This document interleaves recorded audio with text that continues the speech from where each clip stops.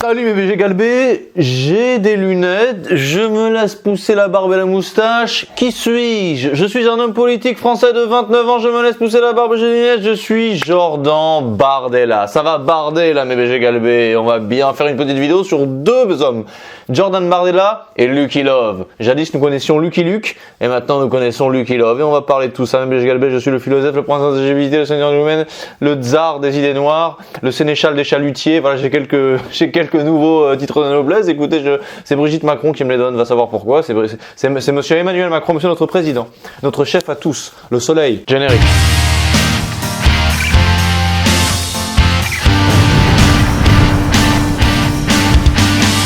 Alors mes BG galbés, Jordan Bardella a encore frappé, il a un nouvel élément, il a un nouvel outil, il a un nouveau déguisement pour prendre de l'âge, des lunettes après la barbe, c'est pas beau ça? Demain il va peut-être nous sortir la calvitie des prêtres cisterciens fromagés ou je sais pas quoi là, pourquoi pas? Bah parce qu'il a besoin d'être sexy pour être élu mes BG galbés, c'est quand même les gonzesses qui votent. Mais moi j'avais un conseil à lui donner à Jordan Bardella, j'aimerais bien être son conseiller communication. Déjà tu devrais regarder mes vidéos mec, parce que tu vas beaucoup rire donc tu vas avoir plus de rides en 2027, c'est parfait pour toi. Deuxièmement, pourquoi au lieu de chercher des objets comme ça pour avoir l'air plus vieux, tout simplement tu t'attaques pas au sujet, au péché capital de l'agisme. L'agisme c'est la discrimination envers les gens parce qu'ils sont trop jeunes ou trop vieux. Mais toi t'as le sentiment de le subir parce que t'es trop jeune. En général les mecs normaux de ton âge, bon bah ils sont managers en communication dans une petite boîte. Mais toi tu veux être président donc tu subis l'agisme. Mais si tu t'attaques à cette discrimination c'est le strike. Je veux dire en France c'est comme ça, en Occident c'est comme ça. Faut mettre la pression aux gens avec des mots chargés de valeurs négatives. Aujourd'hui peu importe les conséquences d'un mot, ce qui veut dire au fond les gens ils le respectent, ils se mettent tout seuls la pression s'il a une valeur morale et hiérarchisante dans la société et qui donne un bon ou un mauvais statut social. Indépendamment de ce qu'il signifie, les gens ils fonctionnent comme ça, vous avez remarqué. Donc Jordan Bardella, ton cheval de bataille, ça devrait être l'agisme. Tu vas te mettre les jeunes dans la poche, ils sont paumés. En combattant l'agisme, tu vas vers les jeunes et tu vas aussi vers les boomers qui ont peur de voter pour toi parce qu'ils pensent que t'es trop un fasciste. Et en même temps, si tu fais ce combat, tu peux aller en terre wokistanaise et leur dire regardez les gars, j'ai porté au nu un des péchés capitaux. L'agisme, c'est juste à la droite du sexisme dans la hiérarchie. Ça a pas énormément moins de valeur que le sexisme. Et en plus, moi j'ai des origines algériennes, j'ai un grand-père qui est algérien.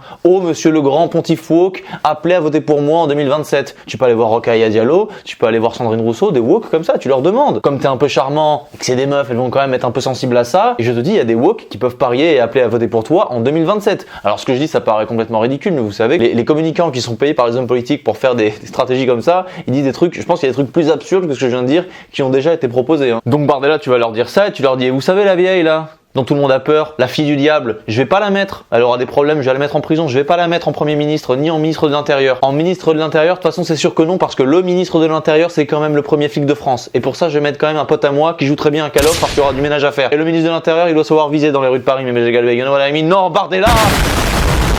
Mais ça va pas te dire ça Bardella, on est en prime de TF1 Bardelux. Ah, pas possible avec ces fachos là, on va passer à Lucky Love là. Lucky Love, le Lucky Luke de l'amour, il tire plus vite que son ombre. Oula, comme un lapin. Alors, on a un artiste du non-binaire, du queer game, du wokiste game, qui a performé lors des révélations de la France Soirée, Music Awards, je sais pas quoi sur France TV. C'est un mec, il a deux atouts dans le règne woke. Il est homosexuel et il a un handicap, il lui manque un bras. Selon moi, son vrai atout, c'est que de profil avec des lunettes, il ressemble un peu à Freddie Mercury, mais sans la voix. C'est pas accessoire quand t'es chanteur. Alors pour commencer, faut être clair, je n'ai rien contre son individualité. Il se fraye un chemin comme tout être vivant, de par sa volonté de puissance, ses passions, ses possibilités, qui l'ont fait émerger là où il est dans le chaos mystérieux et bourrelé de hasard qu'est l'univers, monsieur. Donc je respecte cet homme en tant que monade individuelle qui trace son chemin. Mais là où le bas blesse, là où je m'interroge, c'est ce clip là, ce clip dans lequel il a performé avec sa chanson Masculinity et tout ce qu'il y a autour. Bon, c'est une chanson sur la déconstruction sponsorisée, hein, comme Edith Preto ou Stromae et les chansons de ce genre quoi. Mais visuellement et surtout à la fin du clip, pour ceux qui l'ont vu, il y a quelque chose de bizarre. Il y a une espèce d'atmosphère méphitique.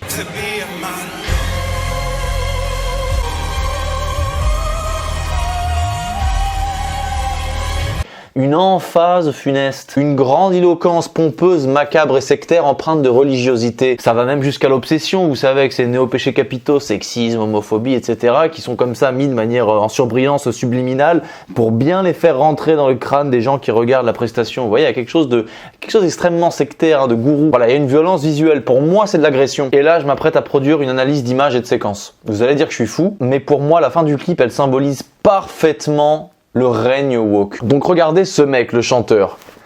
En lui, il y a à la fois des éléments dominateurs et des éléments woke, pour parler vite. Et dans la mise en scène, déjà à la fin, il est un peu comme un souverain, hein, porté par les PNJ secondaires. Donc voilà, il a un côté un peu royal qui trône au-dessus des gens. Donc pour moi, il y a un côté hiérarchie, souverain, etc. Ensuite, il y a l'arrêt sur le côté et la grosse moustache. Moi, je vois un petit peu l'ombre des deux mecs intenses qui ont animé le XXe siècle. Il a aussi le visage anguleux, donc visuellement, pour moi, il y a quand même les germes d'éléments dictatoriaux atrophiés ou pervertis. Ensuite, là où la symbolique se précise et vient compléter le tableau, c'est que son bras droit, il est rouge. Alors en vrai, c'est une dentelle, mais moi, j'y vois un peu du sang.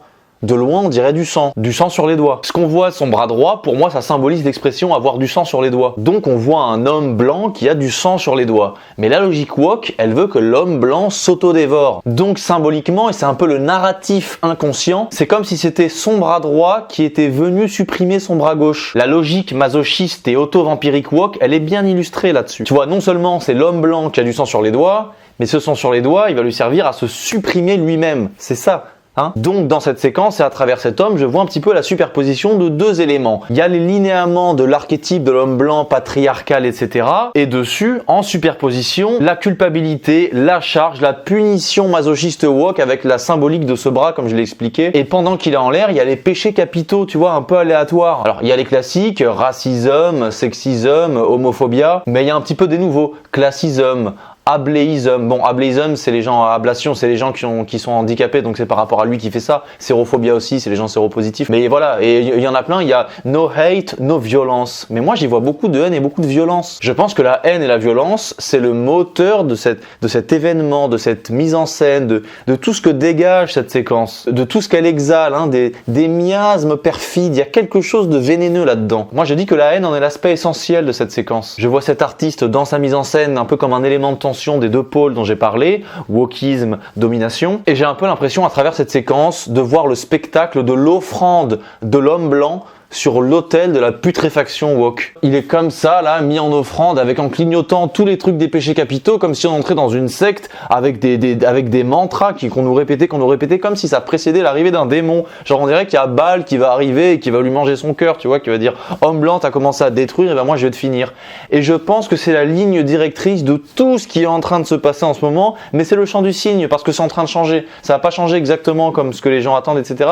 Mais il y a un grand bouleversement, il y a de grands bouleversements qui arrivent. Ce qui se passe au sommet de l'État actuellement, je ne sais pas si vous suivez vraiment tout ce qui se passe, c'est exactement là-dedans. Et moi, je crois que je suis une espèce d'élu, de sauveur, de personne qui va ramener un petit peu de bon sens, un petit peu de vérité. Qu'est-ce que c'est que la vérité? C'est ce que je dis. Quelle est la tessiture de la vérité? C'est celle de ma voix. Quelle est la hauteur de note de la vérité? C'est celle de ma voix. Quel est le visage de la vérité? C'est le mien. Bon, bébé Galbé, je suis le prince d'intelligibilité, le seigneur de Lumen, le tsar des idées noires, tout ce qu'on sait, mais Galbé, attends, j'en avais inventé plein d'autres. Alors, j'avais dit... Je suis le philosophe, le prince d'intelligibilité, le seigneur des Lumen, l'archiduc du bon sens, l'empereur des cognitions, le marquis des compulsions surqualiatiques, le pharaontologue, le tsar des idées noires, le sénéchal des chalutiers, le duc des hucs, des sphères et des boules conscientionnalisées, le créateur, découvreur, protecteur et vecteur de la Sainte Galbe. Bébé Galbé, je vous dis à bientôt. Partagez, likez, s'il vous plaît, Bébé Galbé, partagez, likez, commentez, abonnez, chez tous les trucs. Et Tipeee si vous le voulez aussi. Bon, moi je suis un brave type. Si vous voulez suivre ma vie, parce que dans 30 ans je serai pas où je suis. Je sais pas où je serai, Bébé Galbé, certainement. Je serai millionnaire si vous le voulez. Si vous me lâchez des Tipeee, je serai millionnaire moi dans 20 ans.